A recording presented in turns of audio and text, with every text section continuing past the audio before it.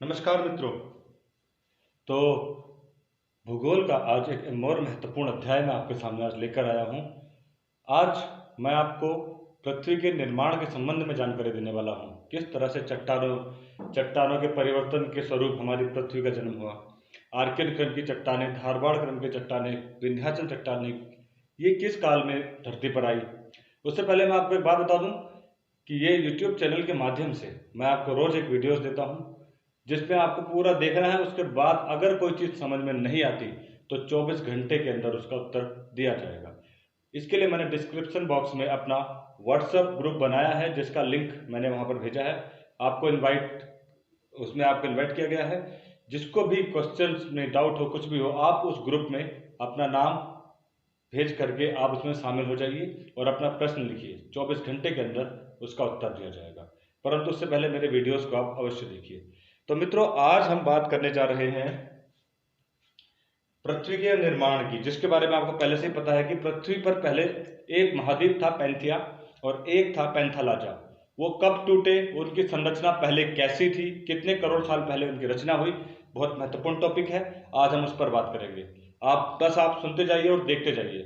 जो लोग नोट्स बना रहे हैं वो अपने हाथ में कॉपी पेन लेकर बैठ जाइए। ध्यान से सुनिए आप संरचना को।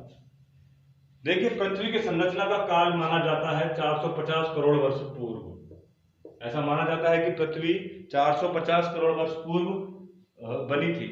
ये वैज्ञानिक जो रिसर्च है यूरेनियम थ्योरी के आधार पर हमने ऐसा माना। तो मित्रों, 450 करोड़ वर्ष पूर्व से लेकर के 80 करोड़ वर्ष पूर्व तक की कार्यक्रम में हम देखते हैं कि जो चट्टानें जब पृथ्वी का निर्माण हुआ होगा, बहुत गर्म रही होंगी। बहुत गर्म रही होंगी तो वो अग्नि के समान रही होंगी। उन परिस्थितियों में जीव का होना और हमें ज्यादा जानकारी होना स्पष्ट रूप से समझ में नहीं आता। ऐसे काल को आदिकल्प काल बोलते हैं, यानी कि इस काल की घटनाओं का हमें कुछ पता नहीं। हालांकि हमने रिसर्च के अनुसार ये तो पता लगाया कि पृथ्वी के गर्भ की चट्टानें ही पहले ऊपर हुआ करती थी, यानी कि आग्नेय क्रम की चट्टानें। पुराने वीडियोस में मैंने आपको बताया है सैलों का जनक आग्नेय को कहा जाता है। लेकिन इतने लंबे समय के बाद उनका रूपांतरण हुआ होगा, आग्नेय का रूपांतरण नीच चट्टानों में हुआ होगा। हम शुरू करते हैं पहले काल से। सबसे पहला काल माना जाता है आर्कियन क्रम की चट्टानें। बिल्कुल वैलिड बात है, इनमें आग्नेय शैलों की प्रधानता होगी। देखिए, अवसादी शैल कब बनती है? अवसाद का मतलब होता है जब आग्नेय शैल धरती पर आती हैं, बारिश, हवा, इनके कारण टूट फूट के ऊपर एक लेयर बना देती है, जिस पर हम खेती करते हैं, परतदार लेयर, उसको अवसादी चट्टान बोलते हैं। परंतु यहां पर बात हो रही है आरंभिक दौर की। अभी बरसात पानी का कोई जिक्र नहीं हो रहा, बस ये है कि गर्म समुद्र है जो भी है। लेकिन यहां पर देखा जाए आर्कियन क्रम की चट्टानों में जीवाश्म बिल्कुल भी नहीं है, बिल्कुल गर्म है ये, जीवाश्म इनमें नहीं है। हम पहले इसकी बात करते हैं। नो जीवाश्म, यहां पर किसी भी तरह का जीवाश्म नहीं है। देख पा रहे हैं आप? मैं जरा एक मिनट ब्लू मार्कर की व्यवस्था करता हूं, ब्लू मार्कर मिलता है। ठीक, तो ये आर्कियन क्रम की चट्टान यहां पर आपको नजर आती है, जिनमें आग्नेय और नीच की प्रधानता है। इसमें लोहा और सोने के बहुत अंश पाए गए। आज भी अगर आप देखेंगे हर किसी का बेस यही रहा होगा। जो आरंभिक दौर है धरती का, यानी पैंजिया महाद्वीप का, तो यही बेस रहा होगा, जाहिर सी बात है। तो हर, चाहे वो हिमालय की जड़ हो, चाहे वो पठारों की जड़ हो, हर जड़ में ये विद्यमान है। आज भी बिल्कुल जड़ विद्यमान है। ऊपर भले अवसादों ने एक नया पर्वत निर्माण कर दिया हो, नए मैदानी क्षेत्र का निर्माण कर दिया हो, लेकिन सबकी जड़ों में ये चट्टानें आपको मिलेंगी, निश्चित तौर पर मिलेंगी। देखिए, अगर हम आर्कियन क्रम से आगे बढ़ते हैं तो आता है प्री कैम्ब्रियन काल। प्री कैम्ब्रियन काल, देखिए इस काल में गर्म समुद्र पाए गए और पहली बार रीढ़ विहीन हमें जीव की उत्पत्ति का भी बारे में जानकारी मिलती है। इसका पीरियड है 60 से 70 करोड़ वर्ष पूर्व। आप नोट भी करते जाइए। इसमें क्या हुआ, इसमें हमें जो देखने को मिला वो ये देखने को मिला कि जो गर्म समुद्र हैं वो उनका विस्तार दिखता है, यानी पैंथालाजा में गर्म समुद्र दिखता है और उस समुद्र में नरम त्वचा वाले जीव मिलते हैं। ध्यान से सुनिए आप, नरम त्वचा वाले जीव यहाँ पर हमें मिलते हैं। ये जो आप देख रहे हैं प्री कैम्ब्रियन काल, जिसका है 60 से 70 करोड़ वर्ष पूर्व, इसके बारे में हमें जानकारी मिलती है। और मैं आपको बता दूं, ये प्री कैम्ब्रियन काल में ही संसार की सबसे प्राचीन पर्वतमाला अरावली का निर्माण हुआ। अरावली, प्री कैम्ब्रियन काल में अरावली प्लस धारवाड़ क्रम की चट्टानों का, धारवाड़ जगह है कर्नाटका में, यानी कि ये सबसे प्राचीन पर्वतमाला अरावली प्री कैम्ब्रियन काल में माना जाता है इसकी स्थापना हुई, यानी कि जब गर्म समुद्र बने हुए थे यहाँ पर। अब हम अगले क्रम में बढ़ते हैं, तो जाहिर सी बात है ये गर्म समुद्रों का विस्तार स्थल की तरफ हुआ होगा, यानी कि पैंथालाजा का पैंथिया की तरफ एक झुकाव हुआ होगा। किस तरह से देखिए, ये है आपका पृथ्वी, ये है आपका पैंथिया, ये पैंथालाजा। तो देखिए ये जो गर्म समुद्र है ये इस तरफ अतिक्रमण हुआ होगा। अतिक्रमण होने से क्या हुआ होगा, जो गर्म गर्म चट्टाने हैं ठोस आग्नेय की, वो टूटी होंगी, फूटी होंगी। बिल्कुल जाहिर सी बात है, पानी यहाँ पर एक रोल अच्छा अदा करेगा, भले ही वो गर्म है लेकिन वो तोड़ने में फोड़ने में सहायक बनेगा। इसका मतलब ये था कि यहाँ पर अवसादी चट्टानों का निर्माण आरंभ हो सकता है, और जब तक आप अवसादी चट्टान नहीं लाएंगे तब तक आप वनस्पति नहीं प्राप्त कर सकते, और विदाउट वनस्पति आप जीवों की उत्पत्ति भी नहीं समझ सकते। कुल मिलाकर स्थल खंड पर तो नहीं, आप मेरी बात समझ रहे हैं? स्थल खंड पर जीव कब तक नहीं बनेगा आप बताइए अपने हिसाब से? स्थल खंड पर जीव तब तक नहीं आएगा जब तक उसके लिए वनस्पति ना हो। बेशक अभी हमने देखा प्री कैम्ब्रियन काल में गर्म समुद्रों में नरम त्वचा वाले जीव थे, वो रीढ़ विहीन थे, लेकिन अब हम बात कर रहे हैं कैम्ब्रियन काल की।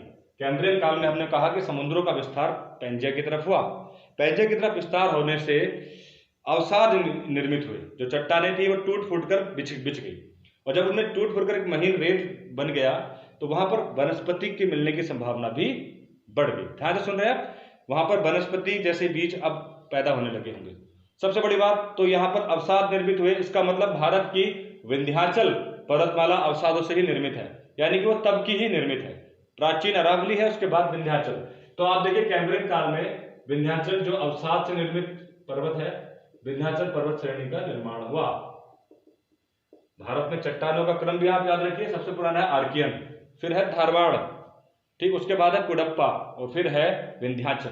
तो विंध्याचल क्रम की चट्टानों का निर्माण भी कैम्ब्रियन काल में आरंभ हो गया। इसकी अवधि है 50 से 60 करोड़ वर्ष पूर्व। अगला काल आता है ऑर्डोविशियन काल। ऑर्डोविशियन काल के बारे में मैं आपको बताऊं, ऑर्डोविशियन काल में जो हलचल थी, कैलिडोनियन हलचल आरंभ हुई थी इसके अंत में। इसमें क्या हुआ कि समुद्रों ने उत्तरी अमेरिका का पूरा इलाका भिगो दिया, यानी कि पूरा समुद्र में विलीन हो गया ये इलाका, पैंजिया का, ये पैंजिया का इलाका, ये यहां से पूरा उत्तरी अमेरिका विलीन हो गया समुद्र में। इस तरह से विस्तार होने लगा, और साथ ही साथ स्थल खंड पर वनस्पति का विस्तार भी बढ़ने लगा, यानी कि स्थल खंड पर अब जीव की उत्पत्ति की संभावना भी बढ़ने लगी। ये था ऑर्डोविशियन काल। ऑर्डोविशियन काल में टेकोनियन हलचलें होने लगी, और साथ ही साथ समुद्रों का विस्तार भी बढ़ने लगा। समुद्रों का विस्तार स्थल खंड पर तेजी से बढ़ा, और इसके साथ ही वनस्पति का विस्तार भी होने लगा। जो वनस्पति पिछले कैम्ब्रियन काल में आरंभ हुई थी, अब वो तेजी से फैलने लगी। अब हम बात करते हैं सिल्यूरिन काल की। सिल्यूरिन काल, सिल्यूरिन काल के बारे में मैं आपको बताऊं कि इस दौरान कैलिडोनियन हलचलें आरंभ हो गई। कैलिडोनियन हलचल आरंभ होने के बाद सिल्यूरिन काल में जो जीव थे रीढ़ विहीन और रीढ़ वाले, समुद्र में बहुत तेजी से बढ़े, वो फैलने लगे समुद्र के अंदर, और यहां पर पहली बार मछली की उत्पत्ति हुई। सिल्यूरिन काल में पहली बार मछली की उत्पत्ति हुई। सिल्यूरिन काल को आप ये भी कह सकते हैं रीढ़ वाले जानवरों का काल।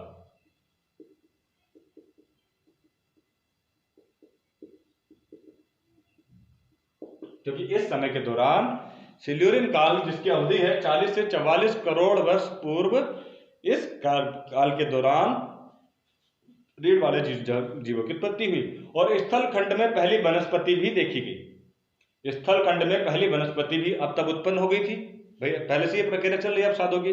और जो पहली वनस्पति मिली ये हमें ऑस्ट्रेलिया महाद्वीप में मिली। ध्यान से सुनिए, संसार में सबसे पहले वनस्पति या पेड़ कहां पर मिला? ऑस्ट्रेलिया में मिला। सुन रहे हैं आप? ऑस्ट्रेलिया में मिला। यह था आपका सिल्यूरिन काल का। सिल्यूरिन काल के बाद हम आते हैं डेवोनियन काल पर। देखिए डेवोनियन काल में क्या होता है, डेवोनियन काल में मछलियां बहुत तेजी से बढ़ने लगती हैं, समुद्रों पर रेंगने वाले जीवों की उत्पत्ति आरंभ हो जाती है। रेंगने वाले आप समझ रहे हैं, रेप्टाइल्स, सांप टाइप के, हाँ सांप जैसे जहरीले जानवर समुद्र में उत्पन्न हो जाते हैं। डेवोनियन काल की बात कर रहे हैं 35 से 40 करोड़ वर्ष पूर्व। यहाँ पर मछलियां बहुत ज्यादा होने लग जाती हैं। मछलियां यहाँ पर बहुत ही ज्यादा होने लग जाती हैं। कैलिडोनियन हलचलें होती हैं, कुछ धरती का हिस्सा ऊपर भी उठने लग जाता है, पर्वतों का कार्य भी अब आरंभ होने वाला है, आप जान लीजिए। ठीक, तो इस काल में क्या होता है, डेवोनियन काल में देखिए वनस्पति पहले सिल्यूरियन काल में मिली, 40 फीट ऊंचे पेड़ तक मिल जाते हैं यहाँ पर। डेवोनियन काल में 40 फीट ऊंचे पेड़ तक मिल जाते हैं, अब पेड़ बड़े बड़े होने लगे। डेवोनियन काल में मछलियों की अत्यधिक संख्या के कारण इस काल को मत्स्य काल भी कहा जाता है, मत्स्य काल। देखिए आप वनस्पति सिल्यूरियन काल में मिली थी, यहां पर बहुत बड़ी होगी। अब अगले पर आते हैं कार्बोनिफेरस काल पे। कार्बोनिफेरस काल की समय अवधि है 27 करोड़ से 35 करोड़ साल पहले की। देख रहे हैं आप, 27 करोड़ से 35 करोड़ साल पहले की। कार्बोनिफेरस काल में क्या होता है, कार्बन नाम से आप समझ पा रहे होंगे, कार्बन, ये जो 40 फीट के पेड़ है ना, ये 40 फीट के पेड़ जब बड़े हो जाते हैं तो टूट कर गिरने लगते हैं, और गिरने के बाद ये जमीन के अंदर दब जाते हैं, और जब ये जमीन के अंदर दब जाते हैं तो ये इनसे बनता है कोयला, कोल। अब आप समझ गए होंगे, भारत में गोंडवाना लैंड का एक क्षेत्र है, गोंडवाना क्रम की चट्टानें, झारखंड में आपने गैंग्स ऑफ वासेपुर देखी होगी, धनबाद, तो वहां पर गोंडवाना क्रम की चट्टानों का निर्माण हुआ, उसी काल में हुआ, इसी काल में, कार्बोनिफेरस काल में, 27 से 35 करोड़ वर्ष पूर्व कोयले का निर्माण यहां पर आरंभ हुआ। कोयला फॉर कार्बन आप अच्छी तरह से जानते हैं, और कार्बन तभी तो बनेगा ना जब बड़े बड़े पेड़ टूटकर धरती के अंदर धंस जाएंगे, करोड़ों साल तक वो धंसे रहेंगे, तो उनमें एनर्जी क्रिएट हो जाएगी और एनर्जी कोयला हो जाएगी। ठीक, तो कार्बोनिफेरस काल उन बड़े बड़े 40 देखिए, यहाँ सिल्यूरियन काल में वनस्पति बनी, यहाँ पर आप डेवोनियन काल में जब आए तो 40 फीट ऊंचे पेड़ हुए, जब वो पेड़ टूट करके धरती के अंदर दब गए तो वो करोड़ों साल तक दबे रहे, उनसे निर्मित हुआ कोयला, और ये कहलाया कार्बोनिफेरस काल। और इस काल को हम रेंगने वाले जीवों का काल भी कह सकते हैं। पिछले काल में आपने देखा मछलियों की संख्या ज्यादा थी, अब उस समय रेंगने वाले जीवों की उत्पत्ति हो गई थी, अगले काल में रेंगने वाले जीवों की संख्या बढ़ने लगी, कार्बोनिफेरस काल।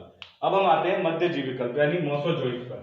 मोसोजोइक में, सॉरी इससे पहले मैं आपको बताना भूल गया, पर्मियन काल है, ऊपर देखिए पर्मियन काल, ऊपर देख रहे हैं पर्मियन काल है, इसी के बाद कार्बोनिफेरस के बाद देखिए, अब जब धरती के नीचे ये समाने लगे, जीवाश्म धंसने लगे, उससे क्या हुआ, धरती का एक हिस्सा नीचे धंसने लगा, एक हिस्सा ऊपर धंसने लगा। इस तरह की हलचल को बोलते हैं वेरिसन हलचल। क्या बोलते हैं पर्मियन काल के आगे, वेरिसन हलचल। और इन वेरिसन हलचलों के कारण भ्रंश यानी कि दरारें पड़ने लगी। भैया आपने धरती पर बहुत सारी चीजों का बोझ बना दिया है, धरती के अंदर चीजें समाने लगी हैं, तो एक भूखंड नीचे एक भूखंड ऊपर, इस स्थिति को आपने पढ़ा होगा, ब्लॉक पर्वत बोलते हैं, खंड पर्वत, प्रशांत पर्वत। सुन रहे हैं, ब्लॉक पर्वतों का निर्माण पर्मियन काल में ही हुआ, और ब्लॉक पर्वतों के उदाहरण ब्लैक फॉरेस्ट, ये वेरिसन हलचल से हुआ, ब्लैक फॉरेस्ट, वासजेस पर्वत, वासजेस पर्वत, ये पर्मियन काल के दौरान ही घटनाएं घटी। जब मैं आपको भारत का भूगोल पढ़ाऊंगा, आपको ये मुझे बताना पड़ेगा कि कब आर्कियन क्रम की चट्टानें भारत में निर्मित हुई। अगले अध्याय में हम भारत का भूगोल ही पढ़ेंगे, और सबसे पहले हम भारत की भूगर्भिक संरचना की ही बात करेंगे। मैं आपको सलाह भी दे रहा हूं, अगर विश्व भूगोल पढ़ना है तो आप महेश बणवाल पढ़िए, और अगर आपको भारत का भूगोल पढ़ना है तो माजिद हुसैन पढ़िए। ठीक, तो ब्लैक फॉरेस्ट, वासजेस पर्वत, इसके अलावा अमेरिका में एप्लेशियन पर्वतमाला का निर्माण भी यहीं पर हुआ, एप्लेशिया, और चाइना की तिएन शान, चाइना की तिएन शान पर्वतमाला का निर्माण भी पर्मियन काल में ही हुआ। इसकी अब समयावधि है 22.5 करोड़ साल से 27 करोड़ वर्ष पूर्व की। चलिए, पर्मियन काल में वेरिसन हलचलों से इनका निर्माण होता है। अब हम आगे बढ़ते हैं ट्रायसिक काल पर। ट्रायसिक काल की अगर हम बात करें तो यहां पर बहुत सारे उड़ने वाले, लेटने वाले, समुद्र वाले और स्थल वाले जीवों की उत्पत्ति होगी। इनको ऐसा हम बोलते थे आर्कियोलेप्टिस, आर्कियोलेरिस। ट्रायसिक काल में आर्कियोलेरिस, जो तीनों जगह पर चलते थे, उभयचर, जो धरती के समुद्र में भी मिलेंगे, स्थल खंड पे भी मिलेंगे। स्थल खंड पर अब जानवर आ ही गए हैं जब वनस्पति आ गई है तो, और साथ ही साथ ट्रायसिक काल में पुच्छ विहीन बंदर, यानी कि धरती पर भी अब पूछ, बिना पूछ के बंदर एक प्रजातियां ने जन्म ले लिया है। अगर हम बात करें यहाँ पर एक नई घटना की, रेंगने वाले रेप्टाइल्स की संख्या बहुत बढ़ने लगी। सबसे बड़ा केकड़ा लॉबस्टर ट्रायसिक काल में ही मिलता था, लॉबस्टर सबसे बड़ा केकड़ा। इसकी समयावधि है 18 करोड़ से 22.5 करोड़ वर्ष पूर्व। और एक बात और है, ट्रायसिक काल में पैंजिया पैंथालाजा से अलग होने की प्रक्रिया में आ गया था, यानी कि जो ऊपर का अंगारा लैंड था पृथ्वी का, ये थे कि पैंजिया, ये पैंथालाजा, ये पैंजिया। यहां से क्रम शुरू हुआ कि ये नीचे को गोंडवाना लैंड और ऊपर को अंगारा लैंड, ये टूटने की प्रक्रिया यहां से आरंभ हो गई थी। और जब ये टूटेगा तो बीच में बनेगा टेथिज सागर, उससे हिमालय की उत्पत्ति होगी। देखिए आपने ऊपर के अरावली देख लिया, विंध्याचल देख लिया, बहुत सी पर्वतमालाओं का निर्माण हो गया है, एप्लेशिया का हो गया है, अभी हिमालय का नहीं हुआ है, अभी हिमालय के लिए सागर का ही निर्माण नहीं हुआ। तो यहां से आरंभ हो गया प्रक्रिया ट्रायसिक काल में पृथ्वी के टूटने की। यहीं से प्लेट भी टूटेगी, एक ऊपर यूरेशिया की प्लेट बनेगी और नीचे इंडो ऑस्ट्रेलियाई प्लेट बनेगी। आप पुराने वीडियोज अगर आप मेरे देखते हैं तो आपको ये समझने में बिल्कुल भी दिक्कत नहीं होगी। अब हम बढ़ते हैं जुरासिक काल की तरफ। जुरासिक काल का नाम पड़ा है स्विट्जरलैंड के जूरा पर्वत के नाम पर। मेरा वीडियो देखिए जिसमें मैंने यूरोप महाद्वीप के बारे में आपको बताया है। वहां पर आपको दिखाया है कि फ्रांस और स्विट्जरलैंड के बॉर्डर पर जूरा पर्वत है। जुरासिक काल, आपने जुरासिक वर्ल्ड मूवी भी देखी होगी। ये रेंगने वाले जीवों का काल है, बहुत तगड़े रेंगने वाले जीव। स्पष्ट तौर पर आप समझ गए हैं मैं किसकी बात कर रहा हूं, डायनासोर का काल है ये डायनासोर का काल है। ध्यान से सुनिए आप, जुरासिक काल में डायनासोर, बड़े बड़े रेप्टाइल्स का यहाँ पर जन्म होता है, जुरासिक काल। इसके बाद है क्रिटेशियस काल। क्रिटेशियस काल की हम बात कर लेते हैं। तो मित्रों, क्रिटेशियस काल बड़ा महत्वपूर्ण है हमारे लिए, क्योंकि यहाँ पर न सिर्फ मानव के पूर्वज आदि मानव यहाँ पर उत्पन्न होने लगे थे, कुछ पूंछ वाले बंदर। क्रिटेशियस युग में जो पैंथिया और पैंथालाजा था वो टूटने लग जाते हैं। भारत का जो हिस्सा है, ये सोमालिया का, ये भारत से अलग हो जाता है। इंडो ऑस्ट्रेलियाई प्लेट उत्तर पूर्व की ओर खिसकने लग जाती है और अफ्रीकन प्लेट नीचे को। कुल मिलाकर जो भारत का सोमालिया का हिस्सा था, कभी भारत सोमालिया का हिस्सा हुआ करता था, अफ्रीका का एक देश है सोमालिया। आज जब अफ्रीका महाद्वीप पढ़ेंगे आपको पता चल जाएगा, पुरानी वीडियोज में सब कुछ है, इसलिए मैंने कहा है आप जब भी मेरी नई वीडियो देखें तो हर चीज पुराने से जुड़ी है, पूरा भूगोल उससे जुड़ा है। अगर आपने वो सारी वीडियोस देखी है तो निश्चित तौर पर आपको बिल्कुल भी परेशानी नहीं होगी।